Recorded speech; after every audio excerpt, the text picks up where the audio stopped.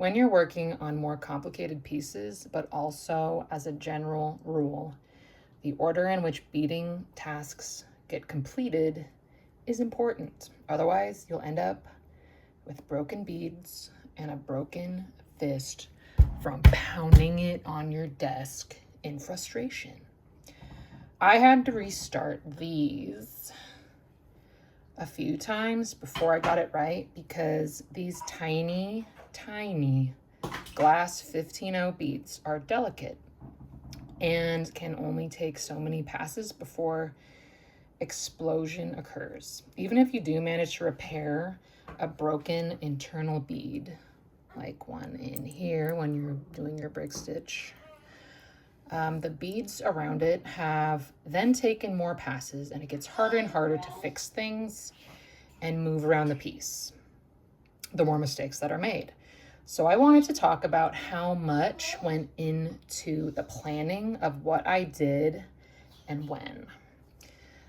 Here's the overarching, or is it overarching? I'm not sure. Let me know in the comments. Bit of advice.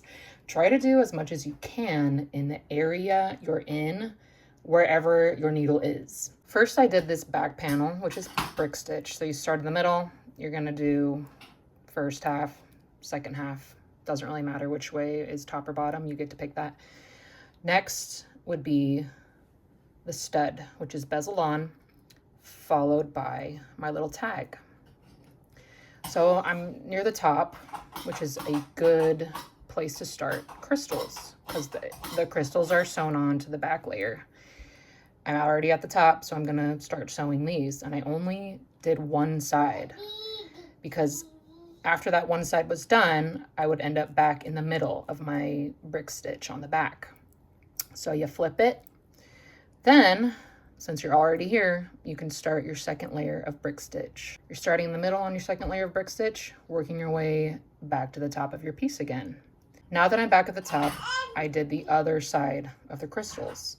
And you can finish the second half of your second layer of brick stitch, ending at the bottom of the piece. I prepared the feathers, wire wrapped the amethyst beads, and bezeled the opal, leaving string on it to sew it onto the piece. So I don't need to weave back through here with my, with the string that's coming out of this.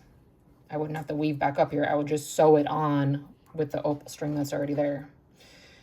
You want to minimize as many passes through these beads as you possibly can.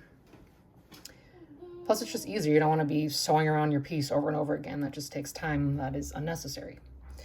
To feather it, if you're wondering, get them in a pleasant arrangement.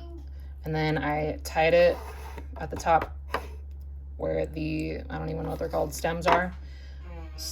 Stems? Quills? I don't know.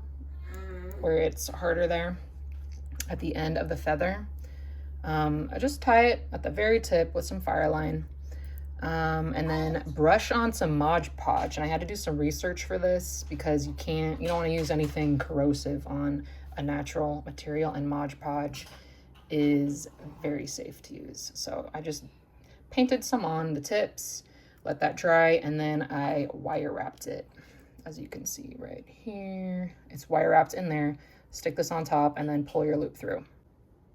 So the feathers went on first, and then I worked up the side here to get the amethysts on there, and then I think I tied it off in the back and just didn't want to weave through all of this right here. I'm just too risky.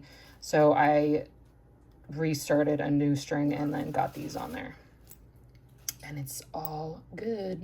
I also wanted to add that one reason I love beading is the cause and effect nature of the craft. It's total control, but control that must be earned. Let me know if you agree in the comments. Let me know what you think. Am I crazy? Is this what you do on more complicated pieces? Do you love how these turned out? I can't wait to wear them.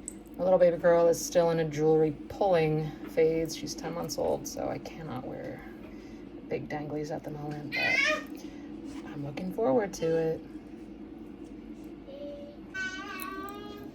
Okay, I guess that's it. See you in the next video.